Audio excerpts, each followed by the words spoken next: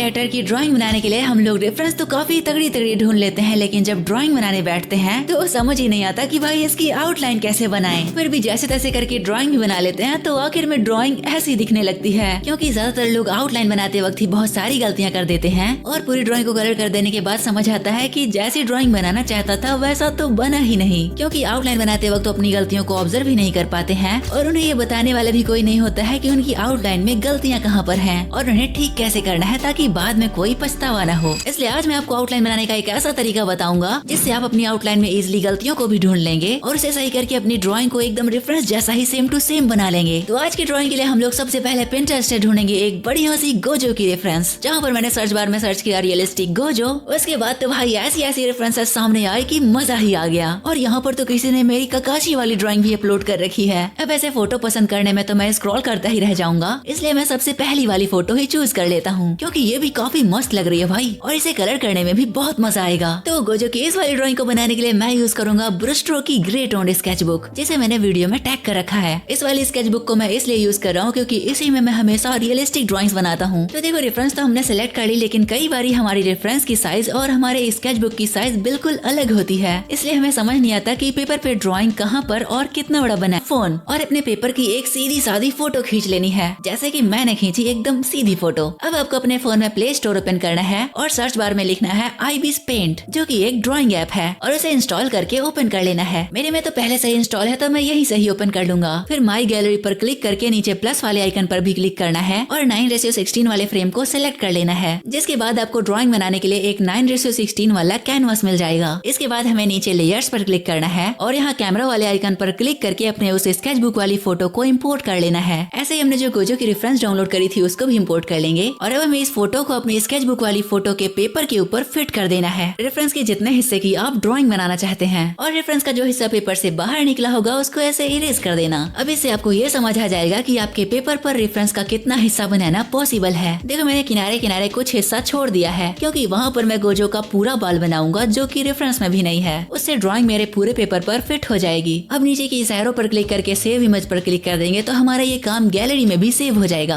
अभी तक हमने जो किया उससे ये पता चलेगा कि पेपर पर रेफरेंस का कितना हिस्सा बनाना है। ड्राइंग में गलतियां ढूंढने का तरीका भी इसी में है, तो अब यहाँ से एकदम ध्यान से देखना। हम लोग यूज करने वाले हैं फ्री हैंड मेथड। तो पहले हमें रेफरेंस को सिंप्लीफाई करना होगा और पेपर में भी कुछ मेजरमेंट्स वाली लाइन खींचनी होगी। जैसे कि आप लोग देख पा रहे हो कि गोजो का जो चिन्ह है वो यहाँ से लेकर यहाँ तक एक सीधी लाइन में आ रहा है और ये लाइन स्केच बुक के इस वाले होल के पास बनेगी। 1 2 3 4 5 6 7, मतलब ये लाइन नीचे से 7वें वाले होल पर बनेगी। तो हम लोग पेपर पर भी गिन लेंगे 1 2 3 4 5 6 7 यहाँ पर। तो यहाँ पर हमने खींची एक सीधी लाइन और अब हमें पता है कि गोजो का फेस इस लाइन के ऊपर ही बनेगा। ऐसे ही हम लोग हर एक चीज के लिए लाइंस खींच लेंगे, जैसे कि फोरहेड के लिए, नीचे नेक के लिए, और रेफरेंस वाली इमेज मैंने जो दोनों साइड थोड़ी थोड़ी जगह छोड़ी थी उसके लिए भी 2 वर्टिकल लाइंस खींच देंगे ताकि पता चल सके कि रेफरेंस इमेज कितनी दूर में आएगी। फिर ऐसे ही मैंने होल्स गिनकर गॉगल्स के लिए भी लाइंस खींची, फिर नोज के लिए, फिर लिप्स के लिए, इन सब के लिए मैंने होल्स ही गिने। अगर आपकी स्केच बुक पे ये होल्स नहीं है तो ब्लैंक पेपर की फोटो खींचने से पहले आप किनारे किनारे पर 1-1 सेंटीमीटर पे कुछ निशान लगा सकते हो या फिर कुछ रैंडम लेटर्स भी लिख सकते हो,